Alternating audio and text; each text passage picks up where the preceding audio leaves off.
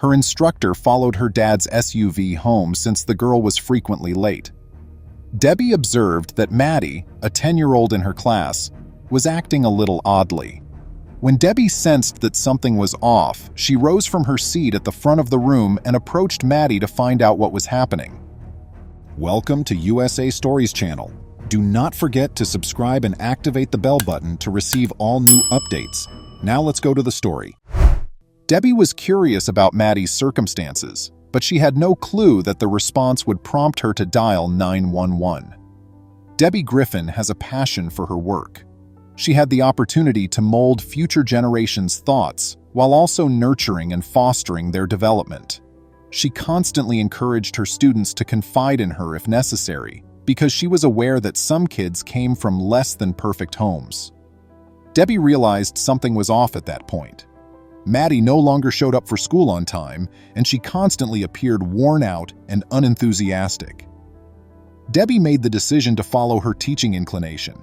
In fact, Maddie napped throughout recess instead of playing with the other kids. Debbie needed to find the truth. She would do whatever it took to comprehend what was happening. She had a strong eye for spotting when anything was wrong with a youngster, and she just wanted to make things right for Maddie. Maddie was seated by Debbie, who urged her to talk. After some conversation, Debbie came to the conclusion that the issue began at home. Debbie just knew that Maddie lived with her father and that they had recently relocated to Lakewood, but she didn't know much about Maddie's personal life because she was a relatively new student. There was nothing else that anyone knew. However, when Maddie began arriving late for school and entering with her father James, something had undoubtedly been wrong. Although Debbie didn't want to become overly engaged in Maddie's private life, she used her 10 years of experience in similar circumstances to see that something wasn't right. Debbie was aware that if she didn't intervene, Maddie's mother's lack of involvement and her habit of arriving late and exhausted may make matters worse. She felt compelled to take action. Debbie saw that Maddie was usually being escorted in by her father on another day when she arrived late. Maddie appeared to be carrying more than she was revealing, as seen by the constant bags beneath her eyes. Debbie realized it was time to take charge. She picked up her phone and dialed 911. What came next would astonish James Schweikart. After James dropped Maddie off, the cops made the decision to follow him home. As he climbed into his SUV and drove away, they could tell who he was by his shabby appearance. What the cops discovered was unexpected. When they reached his place, they surrounded him and demanded that he exit his car. The 41-year-old guy was encircled by cops who assured him they were only attempting to assist.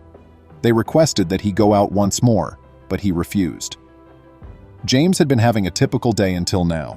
He'd dropped his kid off at school, but as he got into his SUV, he spotted officers encircling him. When the cops dragged James from the automobile, he seemed to be a deer in headlights. Unfazed, Officer Butler carried on with his work.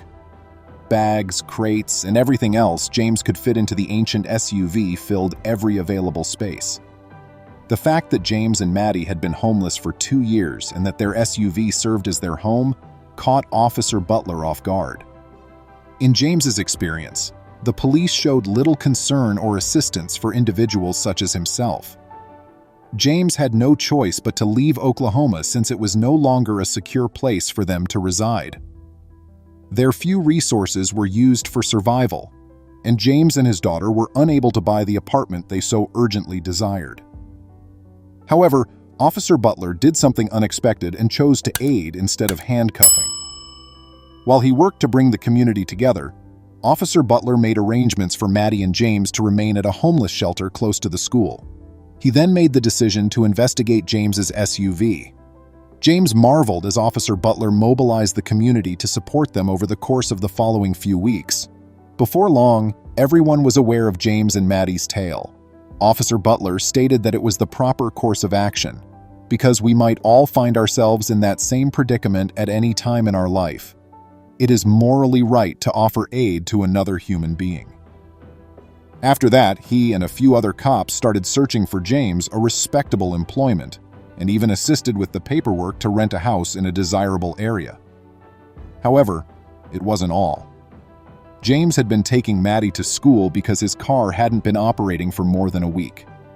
Both businesses provided complimentary towing and repair services, and Sergeant Butler made arrangements for a tow truck to transport the vehicle to Sun Valley Automotive for maintenance. The neighborhood was doing everything it could to support Maddie and James in the meantime. To get them started, people from all around the world gave food, clothing, furniture, and other essentials. The two of them would have a real bed and a genuine roof over their heads as soon as the housing application was approved. The struggling father found it hard to believe. He said, "I think I'm in shock. In fact, this has made me believe in people again." The gesture was enough to send James and his daughter to tears, despite the fact that it was a hand-up rather than a handout, and that they said he had already put in the majority of the effort to get his life together. In the past, he had almost given up on mankind since life had been so difficult and people had been so uncaring.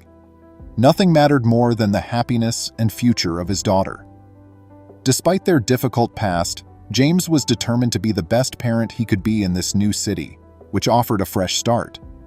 Would the amazing generosity of strangers be sufficient to give them a fresh start at last?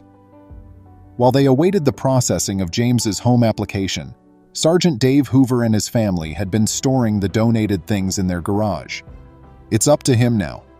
This serves as his starting point, and he will be waiting for his daughter to return home from school by himself as we exit this apartment. Sergeant Dave Hoover stated in an interview that he has to start from there. He's going to start on this path.